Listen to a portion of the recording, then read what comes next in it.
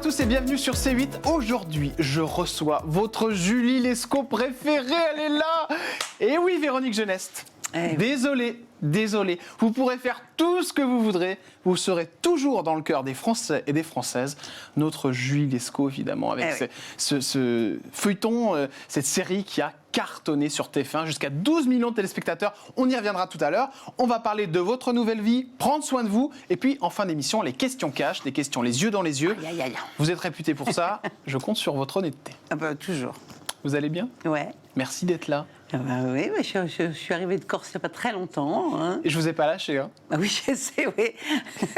Mais j'ai tardé à rentrer cette année. J'ai dit, je veux Véronique pour les fêtes de fin d'année. Bon, allez, on commence tout de suite. Allez. Avec l'enfance. Enfance ou plutôt portrait ? Parce que j'ai pas trouvé de photos de vous quand vous êtes toute petite. Par contre, j'en ai trouvé des où vous étiez un peu plus. On a passé un petit peu l'adolescence. Vous aviez quel âge là ? Ah bah alors, attends là, regarde, j'ai le scénario de Nana dans la main. Donc j'ai 20 ans. 20 ans. Ben ouais, hein, c'est le scénario, c'était des photos, je crois. Et je pense que c'est des photos pour Paris Match. Mais moi, j'en ai des photos de moi petite. Regret d'avoir changé de nom ou pas ? Non, parce que je suis restée dans la famille. Il y avait, je crois, entre Desormeaux et Genêt, qui sont comme des noms, quand même des noms encore de cette région-là. Et voilà, on a pris celui-là. Maman, c'est Colette. Papa, c'est Xavier. Papa, il est médecin. Vous allez le perdre alors que vous n'aviez que 10 ans, Véronique. Un traumatisme compliqué, évidemment, à gérer. Et puis, maman, vous l'avez perdu il n'y a pas très longtemps, avec une histoire de maison de retraite hallucinante. Bon, pas hallucinante, malheureusement, je pense trop courante. Ouais. Trop courante. Où ça s'est très mal passé, il n'y a pas eu de soins qui ont été maman, elle a apportés. voulu à tout prix aller d'abord en résidence senior, parce qu'elle ne voulait plus rester toute seule à Strasbourg. Mon petit frère, qui était resté 2 ans avec elle pendant toutes les années Covid, elle devait repartir. Et donc, elle ne pouvait plus rester seule, parce qu'elle avait peur la nuit et tout. Elle commençait à avoir mal partout, elle n'arrivait plus à gérer sa vie toute seule. Donc, en fait, on l'a fait venir sur Paris, et là, on l'a mis dans une très jolie résidence, mais qui était loin des aspirations qu'elle avait. Elle pensait qu'elle aurait, et puis la nourriture lui plaisait pas, enfin ça lui plaisait pas en fait, et elle avait toujours aussi peur la nuit parce que finalement il n'y avait pas de surveillance et les gens qui... Et pourtant c'était une résidence, donc c'était encore... Une résidence senior, ça n'a rien à voir, c'est des appartements qu'on loue avec un restaurant, avec des choses, avec des activités, mais il n'y a pas de médecin, il y a pas de... C'est une résidence, c'est-à-dire les gens, ils ont leur cuisine, ils mangent là, ils se promènent, ils font ce qu'ils veulent comme un appartement. Et elle est partie à cause de soins mal soignés, c'est bien ça ? Et donc après, elle a voulu absolument aller en maison de retraite pensant être beaucoup mieux soignée. Et puis finalement, j'ai trouvé une magnifique à Asnières. On y allait tous les jours. Hein, et bien qu'on soit là en permanence pour essayer que les soins dont elle avait besoin soient bien faits, eh ben, elle est morte d'une négligence, tout simplement d'une septicémie due à une très très grosse négligence. Quand on s'était vu il y a quelque temps dans mon émission, vous aviez parlé de porter plainte contre cette maison de retraite. Est-ce que vous l'avez fait, Véronique Geneste ? J'ai été voir une avocate. Mes frères n'y tenaient pas particulièrement. Et puis je dois dire que j'ai tellement d'autres trucs à faire dans la vie. Et j'ai tellement l'impression de lutter contre des moulins avant que Vous avez laissé même tomber. pas fait parce que je pense que ces maisons-là, ils n'en ont rien à foutre qu'on porte plainte ou pas plainte. Mais c'est autant que ça la cata, les maisons de retraite, Véronique Geneste. Vous qui avez vu ça de près. Peut-être pas toutes, mais oui, parce qu'on vous fait des promesses hallucinantes. On paye des fortunes. C'était combien ? C'est quoi ? C'est 3-4 000 euros 6 000 euros par mois. 6 000 euros par mois. Oui, c'est 6 000 euros par mois. Très belle maison de retraite. Et on vous dit qu'elle choisira si elle a besoin de protection pour l'incontinence. Elle va choisir, on va l'aider à choisir ses trucs. On vous parle des petits déjeuners, et puis finalement, ils ont une biscotte. C'est de la merde, ils ont rien. Et les couches, ils en ont 2 par jour ou 3 par jour. Et il faut se battre pour chaque chose. Il faut se battre la nourriture qui, soi-disant, est excellente, semi-machin. Finalement, elle s'avère être quelque chose d'immonde. Elle n'arrivait plus à manger. Donc finalement, elle n'y mangeait pas.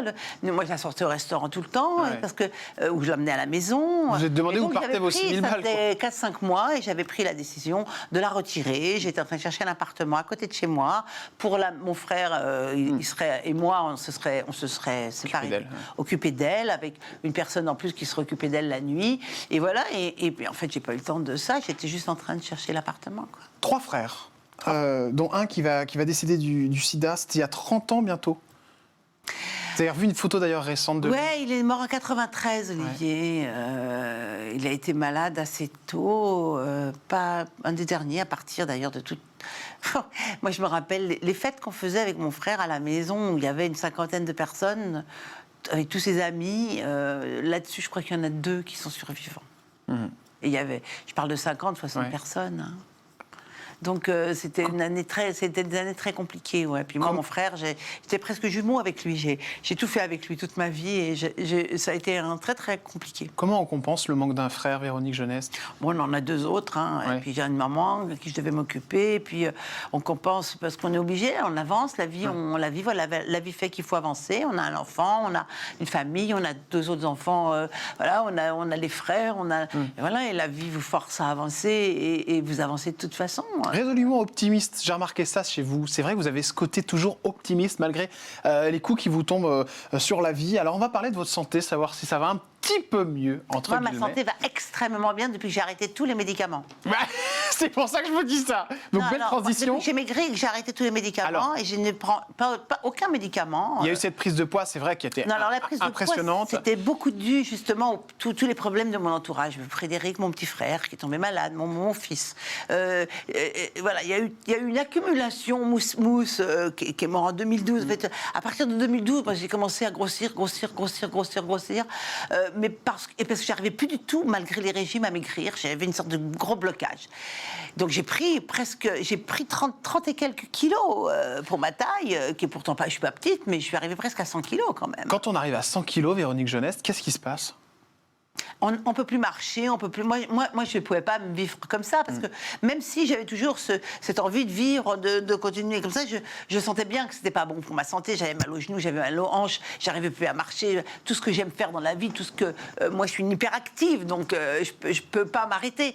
Donc j'étais vraiment malheureuse, fatiguée, transpirante. J'ai vu une interview de Marianne James qui parlait il y a pas très longtemps dans une émission de ce poids là en trop, et elle disait qu'en fait les gens qui c'est vrai, ont des kilos en trop, ce sont des vrais warriors, parce que quand ils montent les escaliers, c'est une souffrance intenable.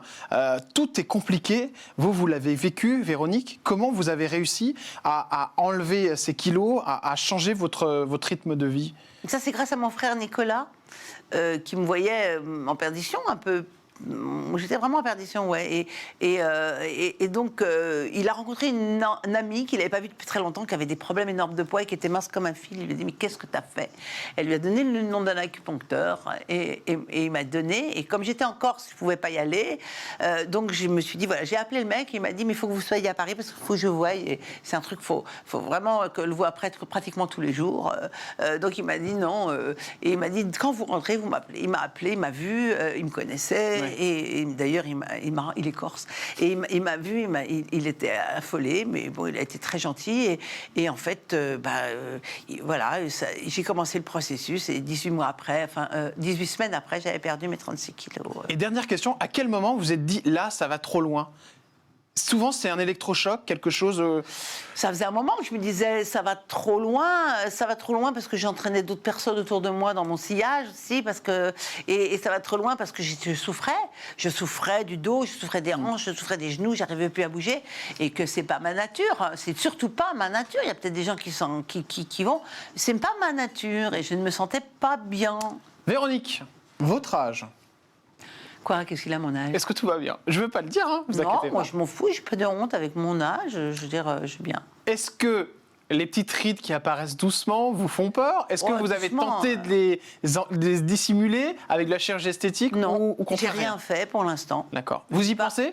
Oh oui, des fois j'y pense. J'attends encore un peu. Peut-être que parce que je vois plus aussi bien clair que je finis par, je continue à pas me déplaire. Vous avez envie de faire quoi? Qu'est-ce qui vous ferait plaisir? Oh, moi je pense que si je fais quelque chose, j'ai été voir quelqu'un une fois, il y a longtemps, celui qui s'était occupé de ma maman d'ailleurs, qu'elle m'avait conseillé d'aller voir, un mec formidable, et je lui avais dit, mais je pourrais peut-être faire un peu les trucs, là, les yeux. Il m'avait dit, non Véronique, il y a des gens qui vieillissent bien, d'autres qui vous vieillissez bien, harmonieusement. Il m'avait dit. Donc la seule chose que vous aurez à faire, si vous voulez refaire un jour, c'est un lifting complet. Parce qu'il me dit, si vous touchez des petites choses, vous allez changer la morphologie de votre visage et ça ne va pas vous plaire. Et après, vous allez... Donc ce sera un lifting complet? Donc c'est soit un vrai lifting, soit rien. Et pour l'instant, j'ai tendance à penser que je ne ferai rien. Il y a un âge qui est compliqué. J'ai vu Annie Dupéret qui est venue l'autre fois qui me disait qu'en effet, à partir d'un certain âge, c'était compliqué de tourner, c'est compliqué des fois de faire du théâtre parce qu'on était dans des cases. Est-ce que c'est vrai ça, Véronique? Alors, le théâtre, non. Tourner, oui, parce qu'on vous propose que des choses qui ne sont pas valorisantes, parce qu'on n'a pas tendance à vouloir valoriser les femmes de mon âge. Mais moi, je compte bien remédier à ça, comme j'ai toujours fait, en le faisant moi-même. C'est-à-dire en écrivant, en faisant des choses moi-même. Et puis bon, peut-être que tourner, c'est pas que j'ai eu ma dose de tourner, mais presque un petit peu quand même. C'est-à-dire que tourner, on s'imagine comme ça que les tournages, c'est génial et magique. Tourner, moi, je me suis levée à 5h du matin, tous les matins, pendant des années, pendant 20 ans, 22 ans de ma vie. À un moment, ça suffit. Et j'ai pas vécu de vie de famille, pour ainsi dire, parce que le soir, je rentrais, je faisais des journées, je partais à 7h, 6h, et je revenais à 22h, parce qu'on est loin de Paris, qu'on fait des heures supplémentaires énormes. Et il y a un moment... Honnêtement, là, aujourd'hui, à part pour un rôle extraordinaire, ça me bouge pas le cul de faire ça. Allez, on enchaîne avec l'amour. Véronique, jolie transition, parce qu'évidemment, on va y aller sur cette vie de famille. L'amour, c'est peut-être pour ça qu'elle est aussi jolie, Véronique Geneste. Parce qu'elle a trouvé l'amour. Il s'appelle Meyer. On a une petite photo d'ailleurs de vous deux. Oh, joli bisou. Avec les cheveux, vos petits cheveux roux là, qu'on adore. C'est une teinte d'ailleurs ou pas? Instant coiffure. Oui, je suis une rousse de secours. D'accord, rousse de secours. J'adore. Presque la même coupe de cheveux que ma maman, que j'embrasse très fort et qui regarde l'émission. Bon, alors, chère Véronique, comment va Meyer? C'est votre... Vous êtes rencontrés combien de temps? On s'est rencontrés en 88 ou 9. Grande histoire d'amour? Oui. Jamais de clash, jamais de... Si, tout le temps. Ah bon? Ah, non, vous prenez la tête? On s'engueule. Mais oui, mais on est les spécialistes, mais je crois que... Parce que vous êtes un petit peu grande gueule, alors? Je crois que les couples qui durent, c'est les couples qui s'engueulent bien. D'accord, ok. Mais juste qu'à aller faire chambre à part, sortir de la maison, non, voilà, non. On s'est engueulé, oui, des fois très fort, des fois en disant, mais tu m'emmerdes, tu m'en vais. Il a vécu toute l'époque, Julie Lescaut, il a tout vécu. Oui, bien sûr, parce qu'on s'est mariés en 92. La jalousie. Et j'ai commencé Julie en 92. Souvent dans les couples, quand on a une femme très connue, c'est compliqué parce qu'elle se fait draguer, enfin voilà, on vous reconnaît dans la rue, les hommes, je pense que vous avez eu le droit vous aussi à votre dose de demande en mariage. Bah oui, c'est vrai, ça arrive souvent pour les personnalités. Il l'a vécu comment? Il est plutôt jaloux? Oui, plutôt jaloux, mais bon, je ne lui laisse pas le temps de l'être. C'est-à-dire que vous calmez vite les choses, quoi. Oui, puis honnêtement, je dis, c'est ça où de toute façon, t'as pas le choix, voilà, c'est tout. Donc il y a un moment, il faut arrêter de se prendre la tête. C'est comme ça, c'est comme ça. C'est compliqué de vivre avec une personne connue. Et me dites pas... Ça, demandez-lui à lui. Hein. Dites non, ça. Mais Mais vous le savez, si c'est dur de tout le temps se faire alpaguer par les gens, parce qu'avec la notoriété que vous avez décuplée... Alors moi, en tant que personne connue, oui, c'est pour mon fils que peut-être c'était le plus difficile, parce que le nombre de fois on a voulu lui marcher, ou pour mes autres enfants, Gabou, elle m'en a parlé d'ailleurs, on lui a marché dessus en ne voyant même pas, alors que j'étais en train de lui parler. C'est moi qui remettais les gens en place en disant, ouais, ça va, là, vous avez vu quand même, c'est mon fils là. Ils se mettent entre nous deux, tu vois. Je dis, mais bon, les gens, ils n'ont pas... ils ne captent pas, en fait. Ils ont un objectif, c'est faire la photo ou avoir moi, l'autographe. j'ai jamais vraiment fait attention dans la rue. Les gens qui me regardent, c'est les autres qui me disent, t'as vu, lui, regarde-le, lui. Mais moi, j'ai pas... Des fois, je me relève la tête quand je suis au café et j'avais l'impression d'être un peu un animal de zoo, parce qu'il y a plein de gens qui me regardaient. Bon. On part tout de suite sur les coulisses de la télé avec Véronique Geneste. Oh là là, Véronique. On va commencer, évidemment, avec Nana. Bon, impossible de ne pas en parler. Histoire. Regardez-moi cette jolie photo. Hein, Et alors, bon, je voudrais faire un petit hommage au costumier qui a fait ces magnifiques costumes, Claude Catulle, qui était vraiment un grand artiste et qui vient de décéder. D'accord, ok. Et qui était vraiment un mec extraordinaire, et un décorateur et un costumier. Très, très, très joli, bien sûr. Très, très beau bustier. Véronique Geneste, cette époque Nana, là, tout explose du jour au lendemain. C'est plus fort que Véronique Geneste, c'est plus fort que Julie Lescaut ou c'est moins fort? Les gens, ils vous parlent de quoi dans la rue? À cette époque-là, la télé n'avait pas exactement le même impact. C'était très fort, oui, il y avait une presse énorme. Il n'y avait pas d'audimat, il y avait l'indice de satisfaction. C'est ça, oui. Les indices de satisfaction étaient très élevés. Donc, c'était pas du tout la même ambiance qu'après Julie. Julie, ça c'était en 81, Julie c'était en 91, c'est sorti en 92. Donc, c'était 10 ans après, et la télé a beaucoup évolué. C'est la première fois dans Julie que j'ai entendu parler d'audimat, d'ailleurs. On en parlera juste après. Juste avant. PDA qui, un matin, au Dromont, m'a dit, t'as vu le 10 mètres que t'as fait? Je savais pas ce que ça voulait dire. On va en parler jusqu'à 12 millions de téléspectateurs pour Julie Lescaut. Petit clin d'œil quand même, et je tiens à le faire à chaque fois que vous venez en émission avec moi, à Mousse Diouf. qui a été votre ami et qu'on a adoré évidemment dans Julie Lescaut, qui nous a quittés. Mais je suis la marraine de son fils, Isaac. Il a aimé cette série Julie Lescaut, Mousse Diouf? Ah, je crois, oui. Alors, c'est juste à la fin que ça, c'est la cata. Oh, il y a eu des problèmes avec la production, parce que Mousse était aussi quelqu'un un peu compliqué, hein, honnêtement. Et quoi, il avait fort caractère? C'est pas ça, c'est que Mousse, il était un peu... on sait un peu, d'ailleurs, à la fin, je lui disais, mais Mousse ne peut pas te donner raison, parce qu'en fait, le vrai problème, c'est que Mousse, il ne voulait pas signer ses contrats. Il signait jamais ses contrats. Ah bon? Alors, il y avait des vrais problèmes avec la production, et puis après, il voulait plus d'argent, il était un peu compliqué là-dessus. Et puis, c'est vrai qu'un jour, je lui ai dit, mais viens, on va regarder, puis j'ai montré les contrats, et je lui ai dit, mais Mousse, tu peux pas... Il voulait tourner moins et gagner plus. Je lui ai dit, mais mais tu peux pas là, tu peux pas tout avoir, le beurre, l'argent du beurre, le cul de la crémière. Donc il y a un moment, il faut que tu prennes des décisions parce qu'il voulait faire son propre spectacle. Et donc la production, pour lui donner une leçon, et ça, moi, j'étais vraiment pas heureuse. Ouais, ils ont enlevé des épisodes. Non, ce dont j'étais pas, la chose qui m'a le plus fâchée avec la production, c'est qu'en fait, ils m'ont demandé de ne pas lui dire, c'est-à-dire que de ne pas lui dire que les prochains épisodes, ils leur prendraient. Et moi, ça, franchement, et j'ai fait promettre à la production en disant, d'accord, je veux bien ne pas lui dire, mais alors vous lui faites un avertissement, vous le mettez pas dans les 2 prochains, ce qui l'arrangera d'ailleurs parce qu'il a son spectacle, mais vous le réintégrez les 2 d'après. Autrement, je ferme pas ma gueule. Parce que moi, je ne supporte pas ça. Bien sûr, ouais. Et en fait, ils l'ont... Mais c'est Mousse qui n'a pas voulu revenir après, parce qu'il a été vexé, ce qui était dommage. Et après, il est parti d'une maladie. Mais il est mort très peu après. Ouais. Question de Demain nous appartient. J'ai entendu parler de Demain nous appartient, et puis au final, ça s'est pas fait. C'est vrai, cette histoire? Ah oui, non, mais ça a été un truc pas bien, ça. Et puis, vous en avez toujours compté. Et puis, c'est vrai que j'en reparlais. Donc, je peux en parler, là, parce que je n'ai aucun projet avec TF1. Parce qu'à chaque fois, TF1 me fait payer le fait d'avoir dit la vérité.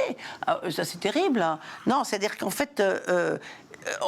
le producteur, ça n'a rien à voir. Le producteur, qui était aussi le producteur je crois, en fait, TF1 voulait reprendre, je crois, Plus belle la vie sur sa chaîne, puis il ne pouvait pas. Enfin, bon, il avait racheté la prod. Donc le producteur a créé ça. Il m'a appelé, moi j'ai dit non. Il m'a appelé 2 fois, j'ai dit non. Mon agent m'a dit, bah viens, quand même, on va le voir quand même.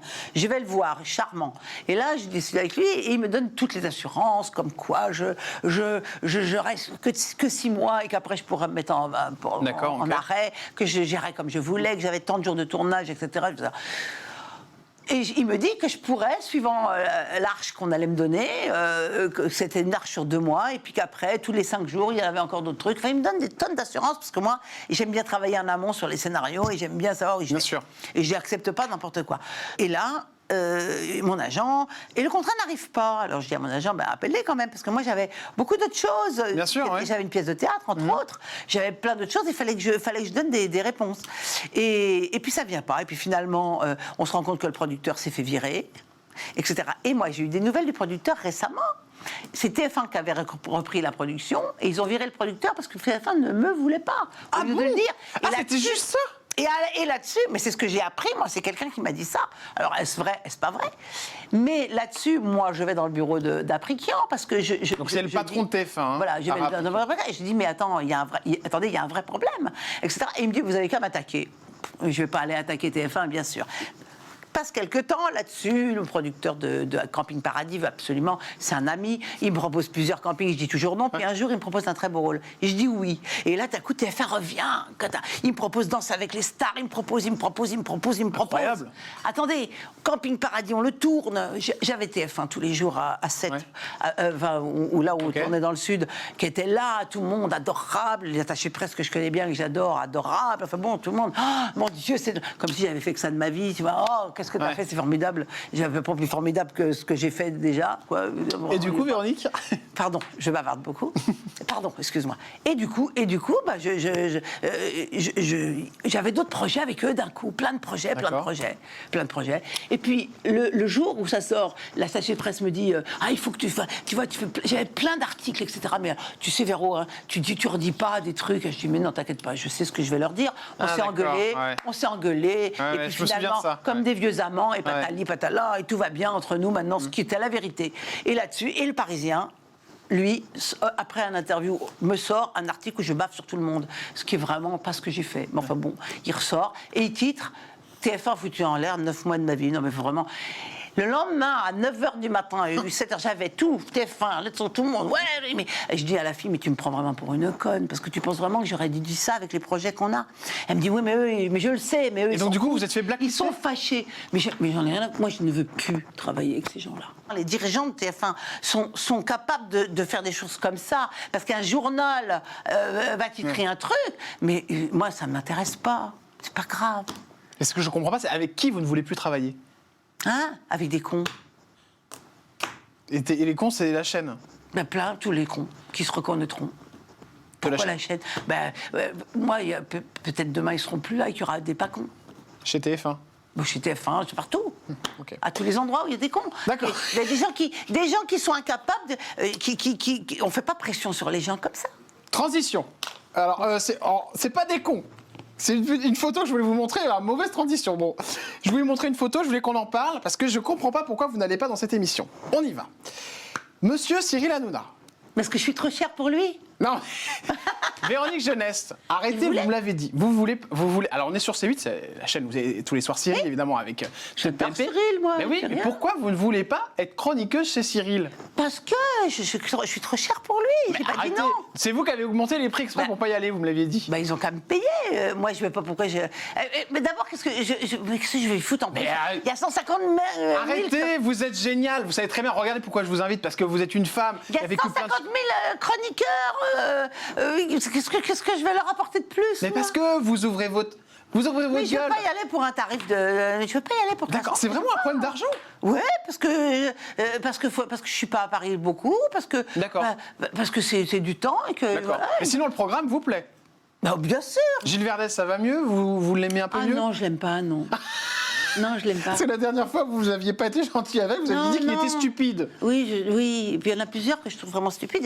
Mathieu Delormeau, ça va mieux? Non, ça va pas mieux, non. Non, honnêtement, non. Hein. Ah bon? Non.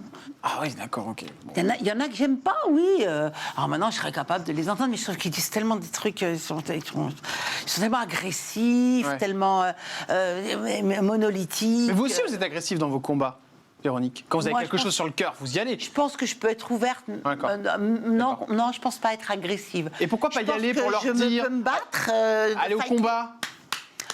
Mais pas agressive. Et souvent, moi, je les trouve très agressifs. D'accord. Non, moi, je suis pas agressive. D'accord, okay. Moi, je vais pas dire... Non, moi, je suis même très ouverte à la discussion. Et Cyril? Oh, j'aime beaucoup Cyril. J'aime beaucoup Cyril, j'ai rien contre Cyril, moi. On aura peut-être une chance de vous voir un jour là-bas, je pense. Ouais, mais ça sera pas pour rien, en tous les cas, moi. L'argent avec Véronique Jeunesse, tout va bien, financièrement? Oui, ça va mieux. Mais ça touche. Mais non, je sais qu'il y avait une histoire.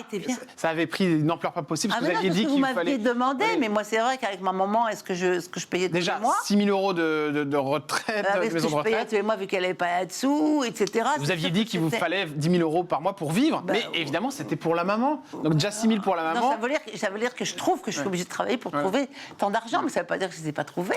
Ça veut pas dire que je ne les gagnais pas. Et c'est votre cas personnel évidemment. C'était bien aussi.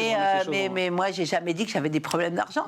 C'était parti d'un moment où je disais que les comédiens, depuis le Covid, avaient d'énormes problèmes et que j'ai plein d'amis comédiens, qui ont arrêté le métier, qui n'arrivent plus à vivre, qui n'ont plus de chômage, qui n'ont plus rien, parce qu'ils n'ont pas réussi à continuer à travailler. Et le théâtre, d'ailleurs, tout comme le cinéma, va extrêmement mal, parce que les gens ont pris d'autres habitudes, peut-être parce qu'il y a des gens qui en veulent aux comédiens de ne pas avoir pris position, ou simplement d'avoir accepté que le pass, pour pouvoir gagner leur vie, avoir accepté que le pass et accepter cet état de fait. Ça, c'est leur problème. Moi, je sais que j'en ai pas souffert. J'ai fait une très belle tournée avec Daniel Russo sur une très jolie pièce qui s'appelle On savait. Et voilà, maintenant que j'ai plein de propositions de théâtre. Véronique Jeunesse n'a pas de soucis financiers. Voilà. J'ai jamais eu de je rétablis les histoires qu'il y a eu avant, Véronique, je fais tout à plat. On termine avec les questions cash. Allez, Véronique. Ah bah quand je vous ai, j'en profite. Hein. Vous êtes prête? Des réponses, les yeux dans les yeux. La pub que vous avez refusé de faire? La pub que j'ai refusé de faire... Je sais pas vraiment. Les couches confiance, peut-être.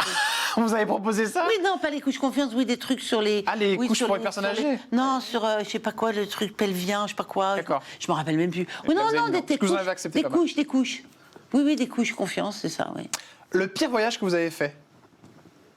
Le pire voyage, ouais, Il n'y en a pas un qui s'est très mal passé. non, ça a toujours été des souvenirs extraordinaires, mes voyages. Ah si, peut-être oh non, même pas, en Turquie peut-être, Qu'est-ce quand qui j'ai s'était tourné en passé Turquie. Parce que c'était compliqué.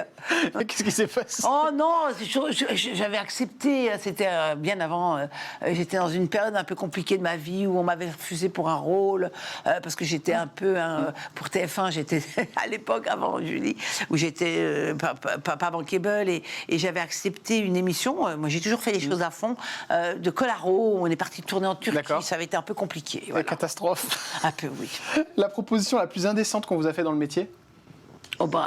Voulez-vous coucher avec moi ce soir? Ça arrivait souvent, ça, vraiment? Oh, c'est arrivé dans mon jeune temps, oui. Oui, des mains dans le dos, des mains qui glissent, qui essayent de glisser dans le pantalon. Moi, c'était mon verre dans la gueule tout de suite. Hein. Ah ouais, direct? Ah ouais. C'est vraiment arrivé souvent, ça? C'est arrivé, oui, c'est arrivé, bien sûr, c'est arrivé. C'est arrivé, mais alors, là-dessus, moi, je veux dire un truc, c'est que moi, je me suis toujours défendue. Moi, si quelqu'un me mettait la main au cul dans le métro, je me retournais, j'attrapais les couilles. Moi, j'ai jamais eu peur. Ah, d'accord. Moi, j'ai jamais eu peur. Elle ne rigole pas, Véronique Jeunesse, qu'on J'ai adore. jamais eu peur, mais je peux comprendre qu'on puisse craindre, tout simplement. Mais comme j'ai jamais craint, moi, qu'on me base ou qu'on me donne pas un rôle, voilà. Je suis quelqu'un qui est un petit peu...